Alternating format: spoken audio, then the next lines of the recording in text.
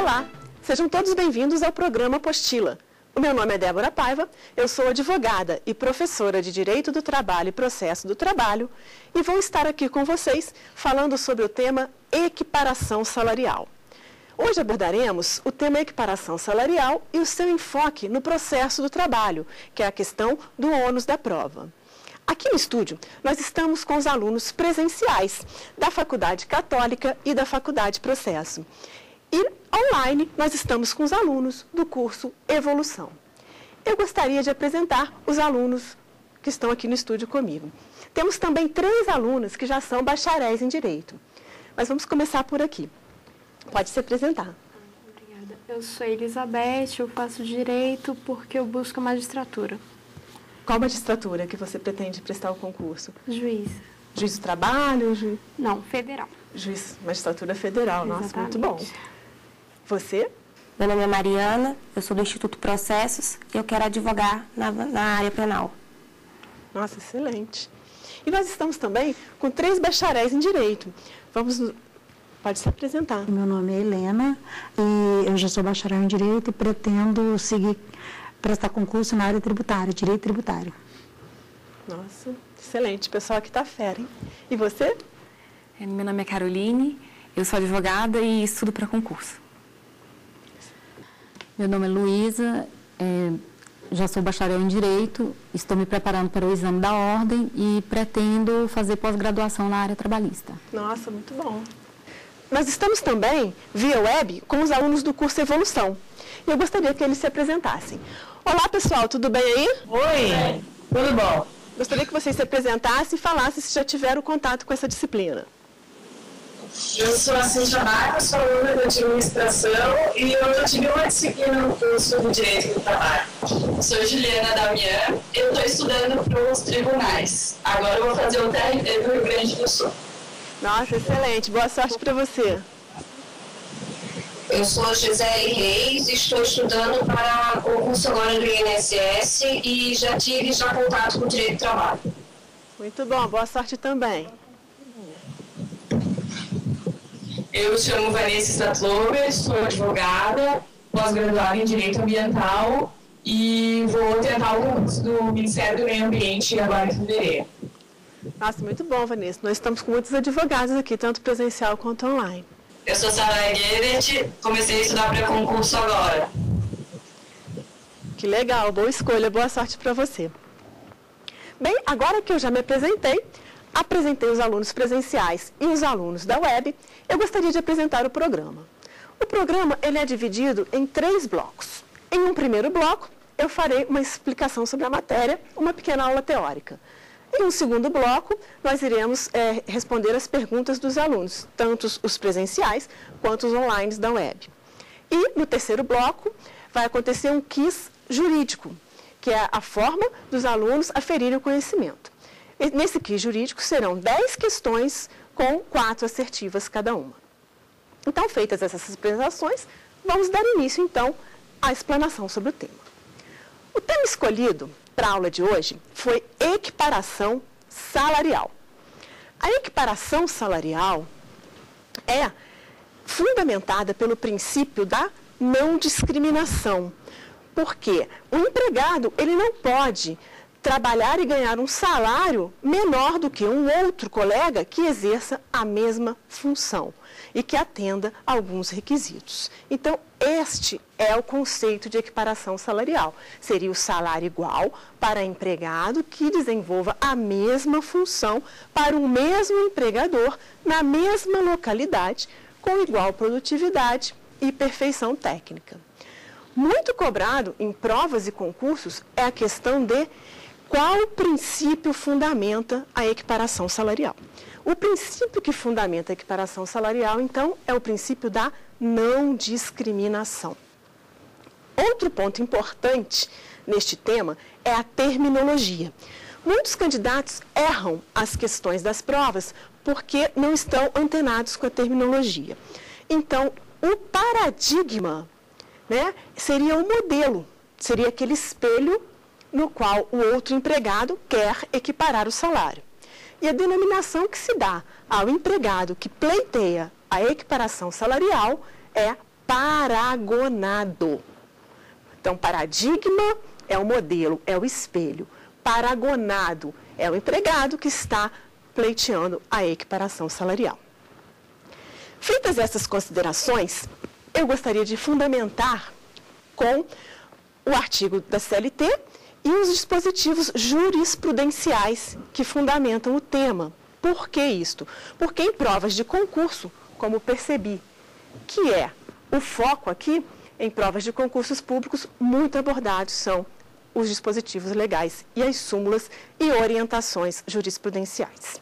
Então, o fundamento legal do tema equiparação salarial é o seguinte: o artigo 461 da CLT, as súmulas 6 e 127 do TST, temos duas OJs. OJs são orientações jurisprudenciais.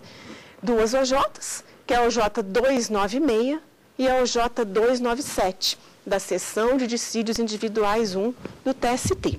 Temos também a súmula 202 do Supremo Tribunal Federal. As bancas adoram abordar súmulas do Supremo Tribunal Federal.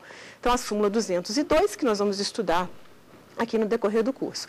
E temos mais uma OJ recente, além das duas iniciais, que é a OJ 353, da SDI 1 do TST. Então, agora que vocês já sabem, o fundamento legal e a base jurisprudencial do tema a ser abordado hoje, vamos passar para os requisitos da equiparação salarial. Quais são os requisitos da equiparação salarial? Os requisitos da equiparação salarial, segundo o jurista Maurício Godinho Delgado, são quatro os requisitos da equiparação salarial. Eles estão contidos no caput do artigo 461 da CLT.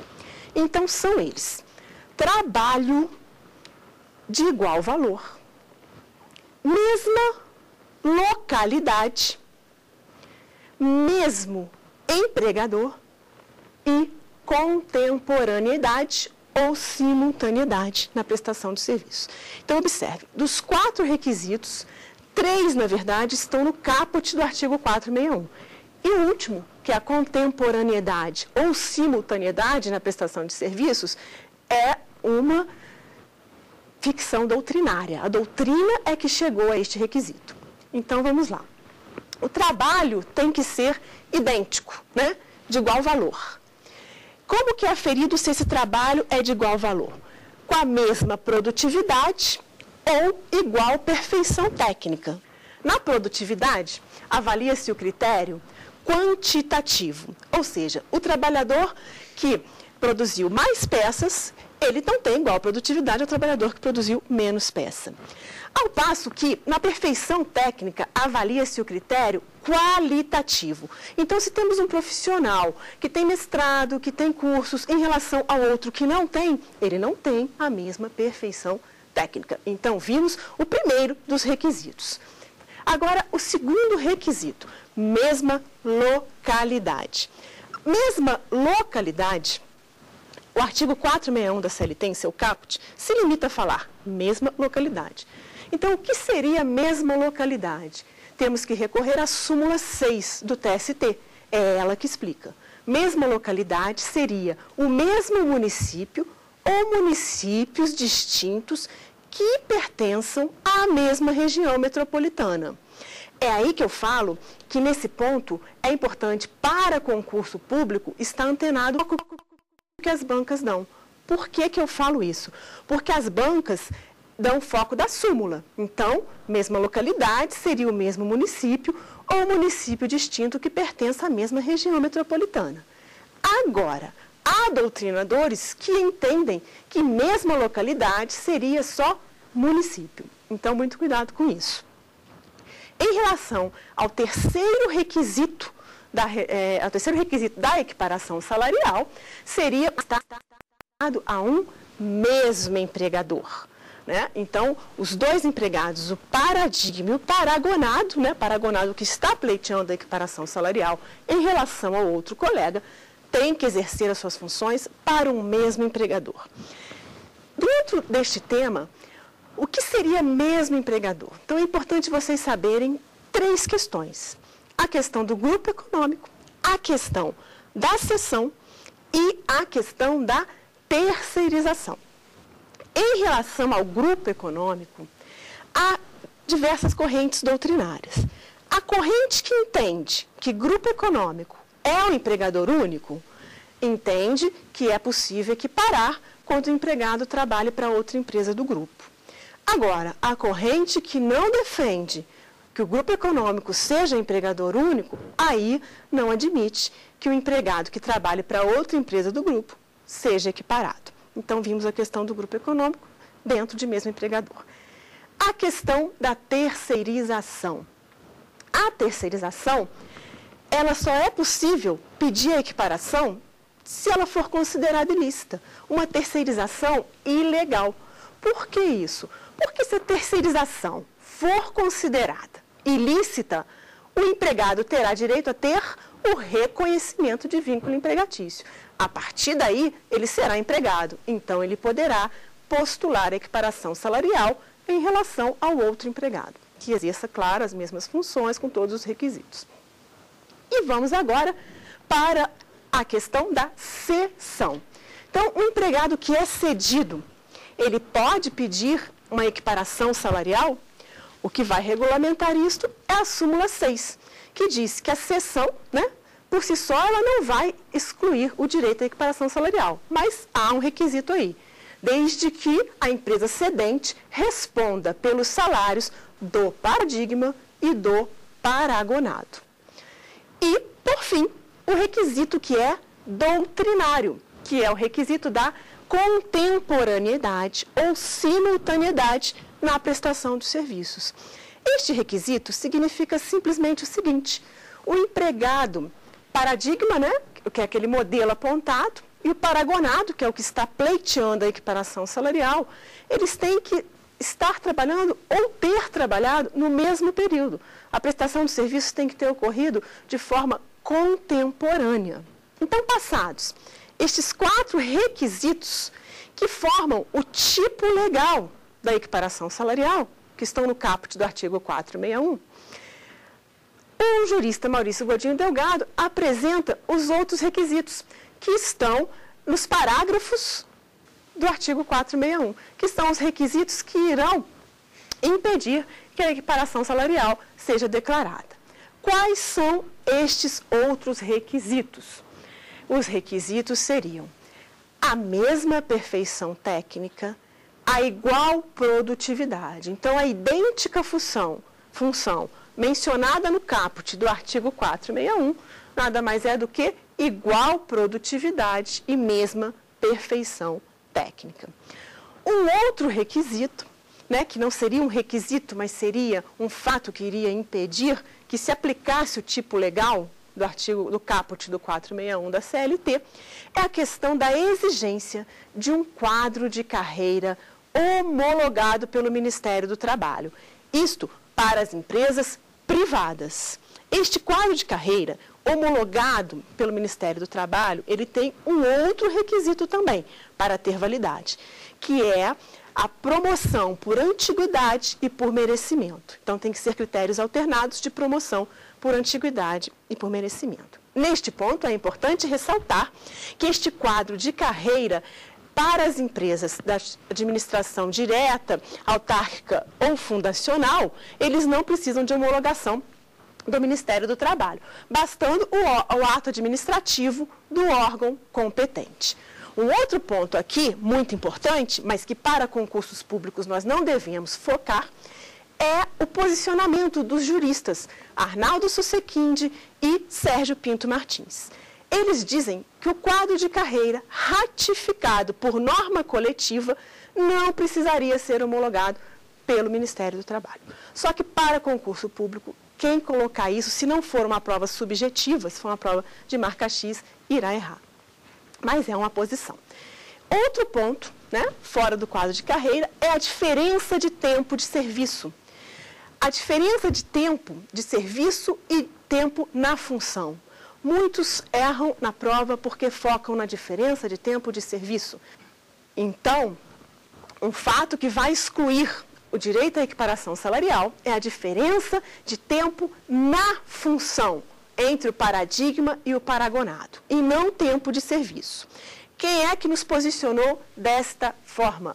Foi a súmula 202 do Supremo Tribunal Federal. A súmula 202 fala: diferença de tempo conta-se na função e não no emprego. Tá? Então, não adianta o empregado ter mais tempo de serviço e ter menos tempo na função. Então, o que vai contar é 2 anos a diferença de tempo na função. E um outro ponto, que irá excluir também o direito à equiparação salarial, é o paradigma ser o empregado readaptado. Então, ele é readaptado pela Previdência Social. Isso vai excluir o pleito à equiparação salarial. Uma outra questão muito importante dentro desse tema é se o benefício salarial, o aumento salarial que o paradigma teve, decorreu de uma sentença judicial. Neste caso, se ele recebeu esse direito por questões pessoais, por um direito personalíssimo dele, aí isso vai impedir a equiparação salarial. Agora, o simples fato de ter decorrido de uma sentença judicial, se não for por questões personalíssimas, isso não impedirá o pleito da equiparação salarial. Agora, por fim, temos o ônus da prova. O ônus da prova da equiparação salarial diz a súmula 6. O ônus da prova é do empregador, do fato impeditivo, modificativo ou extintivo do direito do autor. Só que isso não é novidade para a gente, porque em processo do trabalho, o ônus de provar o quê? Os fatos controvertidos. Sabemos que o que se prova são os fatos controvertidos. Então, o ônus da prova dos fatos que uma parte alega e que a outra parte contesta, esse ônus, no caso da equiparação salarial, dos fatos impeditivos, modificativos e extintivos do direito do autor, é do empregador. Agora, o artigo 818 da CLT fala: a prova das alegações incumbe a parte que as fizer. Mas, este artigo requer a aplicação subsidiária do artigo 333 do CPC, que diz exatamente: ao autor compete provar os fatos constitutivos de seu direito, e ao réu compete provar os fatos impeditivos, modificativos e extintivos do direito do autor. Então, neste caso, o que seria um fato impeditivo do direito do autor? Seria a existência de um quadro de carreira devidamente homologado, com promoções por antiguidade e merecimento de forma alternada. Agora eu pergunto, o que seria um fato extintivo do direito do autor? Um fato para extinguir o pleito de equiparação salarial, é claro que desde que presentes todos os requisitos do tipo legal, o fato seria o quê? Que ele comprove, o empregador, que já paga salário igual. Esse seria o fato que seria extintivo do direito do autor. Concluindo aqui com vocês, eu não poderia deixar de falar das 3 orientações jurisprudenciais em relação ao tema. A OJ 296, OJ 297 e OJ 353. A OJ 296 fala da equiparação salarial em relação ao técnico e ao profissional de enfermagem. Observem. Sendo regulamentada a profissão de auxiliar de enfermagem, cujo exercício pressupõe habilitação técnica, realizada pelo Conselho Regional de Enfermagem, impossível a equiparação salarial do simples atendente com o auxiliar de enfermagem. Essa é uma OJ importante, sempre prova a questão do auxiliar de enfermagem. E as outras 2 OJs, é a 297, que veda, né? Ela fala, o artigo 37, inciso 13 da Constituição Federal, veda a equiparação de qualquer natureza para o efeito de remuneração do pessoal do serviço público, sendo juridicamente impossível a aplicação da norma infraconstitucional prevista no 461 da CLT, quando se pleiteia a equiparação salarial de públicos, independente de terem sido contratados pela CLT. Isso é a OJ 297. Aí depois, posteriormente, veio a OJ 353 e ela excepciona a sociedade de economia mista. O teor dela é o seguinte: À sociedade de economia mista, não se aplica a vedação, a equiparação prevista no artigo 37, inciso 13 da Constituição. Pois, ao contratar empregados sobre o regime da CLT, equipara-se a empregador privado, conforme o disposto no artigo 173, parágrafo 1º da Constituição Federal. Esta OJ 353, por ser a mais recente, é a que vem sendo muito abordada. Então, peço a atenção de vocês para estes dispositivos jurisprudenciais, que é o grande foco das bancas de concursos públicos. Então, chegamos ao fim desse nosso primeiro bloco. Nos encontramos no segundo bloco do programa.